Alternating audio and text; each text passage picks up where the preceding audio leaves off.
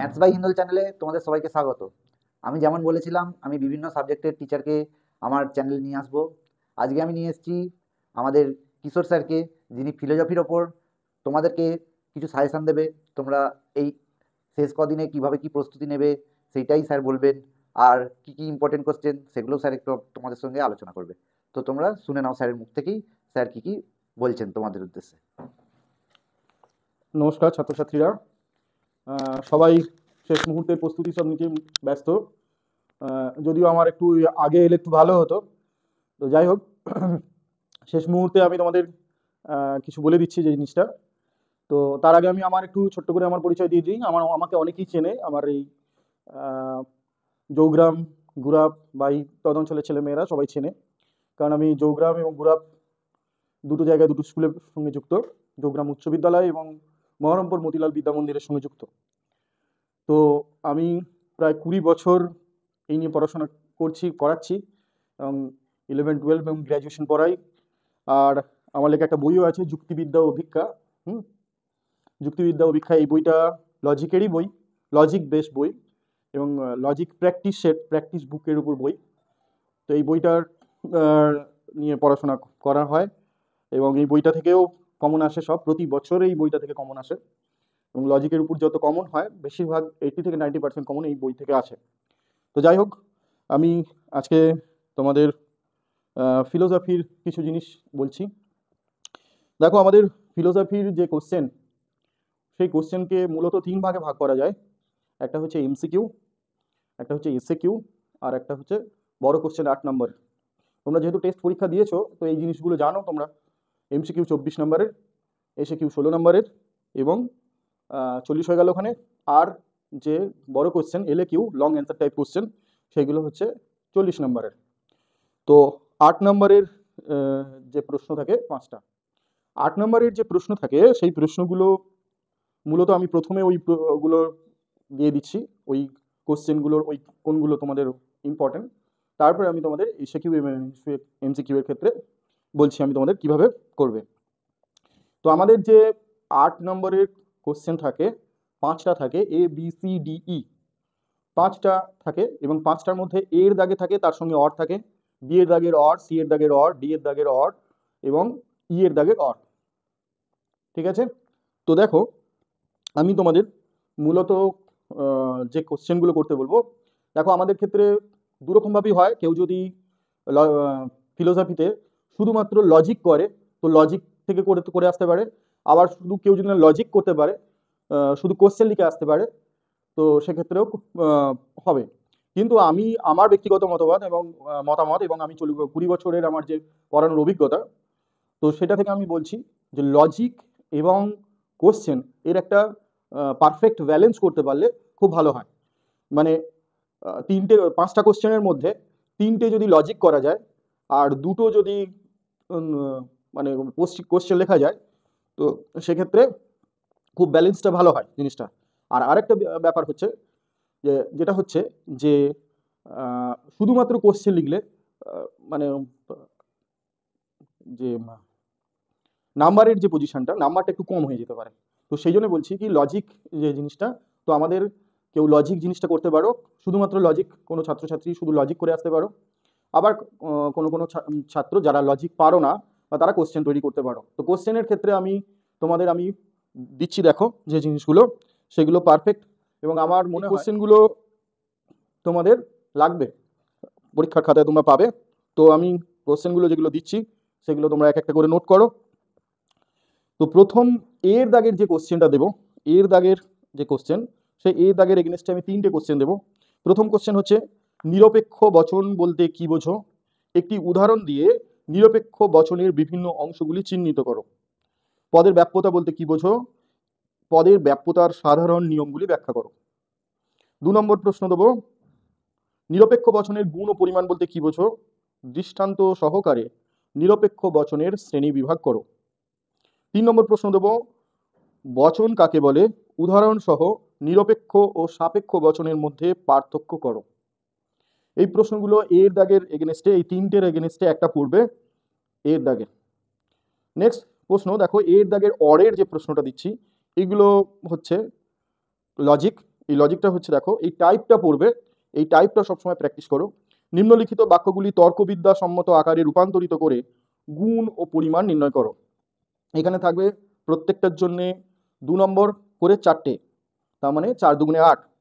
তো আমি কিছু এক্সাম্পল দিয়ে দিচ্ছি। দেখো 1 নম্বরে হচ্ছে দার্শনিকরা কখনোই সুখী নয়।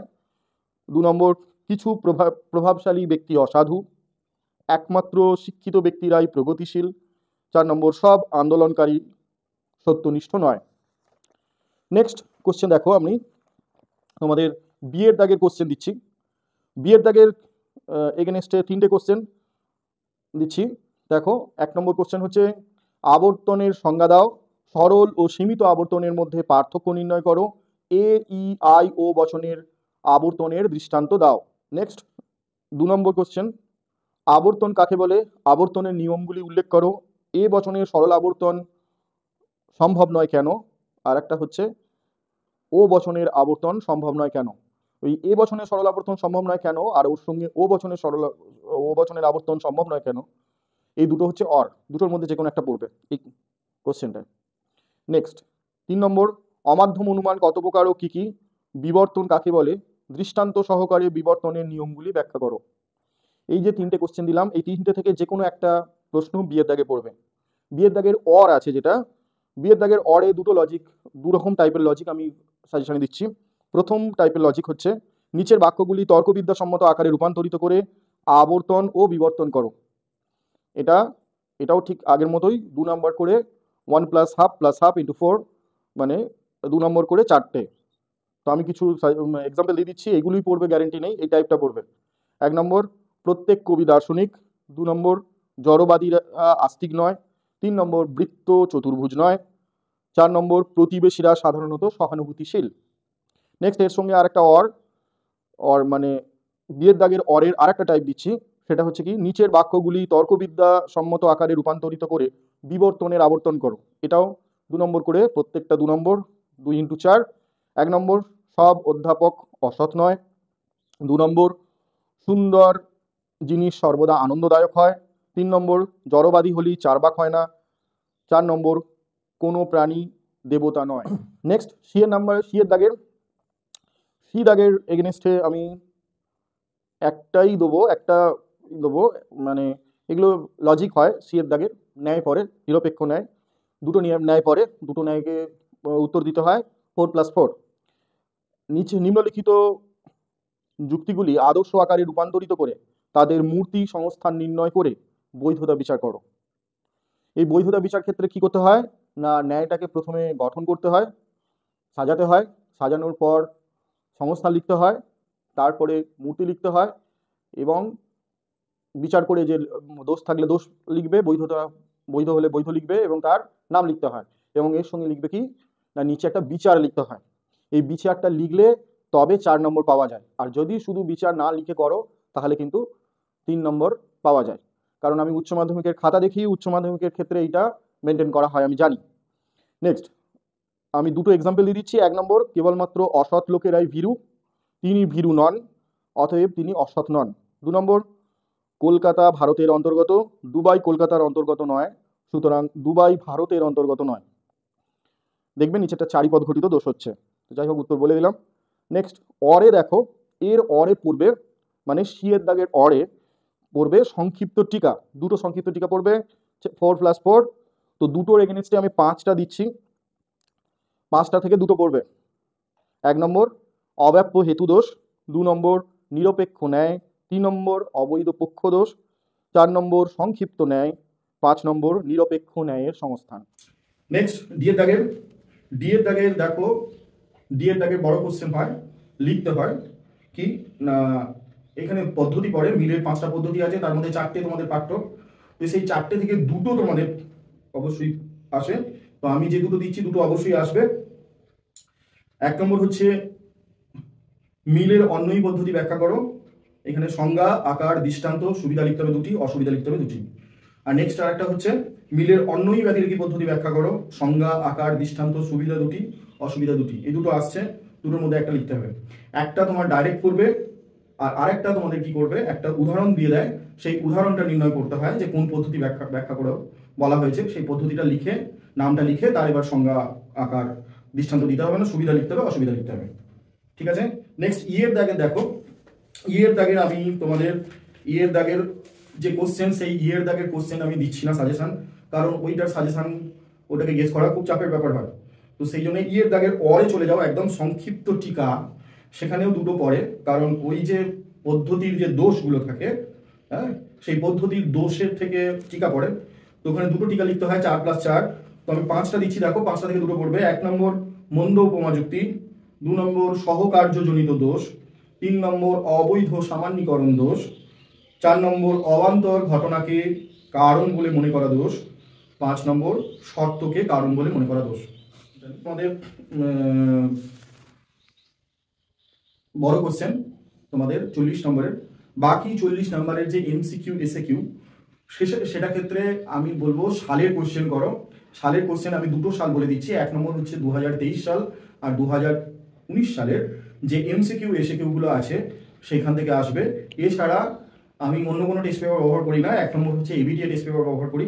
এবিটিএ টেস্ট পেপারের আমি বলে দিচ্ছি AC9, AC67, AC208, AC217, এই 4টে পেজ থেকে এমসিকিউ এবং এসএকিউ করবে, এবং এর সঙ্গে লজিকও প্র্যাকটিস করবে। ওর মধ্যে যে বড় কোশ্চেনের মধ্যে যে লজিকগুলো আছে সেইগুলো তোমরা প্র্যাকটিস করো, দেখবে মোটামুটি আমার আশা করা যায় 80 থেকে 90% কোশ্চেন তোমরা কমন পাবে।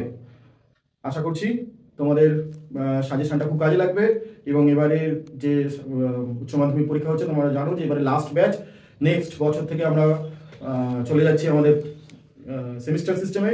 তো লাস্ট ব্যাচ, তোমরা ভালো করে পরীক্ষা দাও এবং কোশ্চেনগুলো ভালো করে তৈরি করো এবং লজিকগুলো ভালো করে প্র্যাকটিস করো।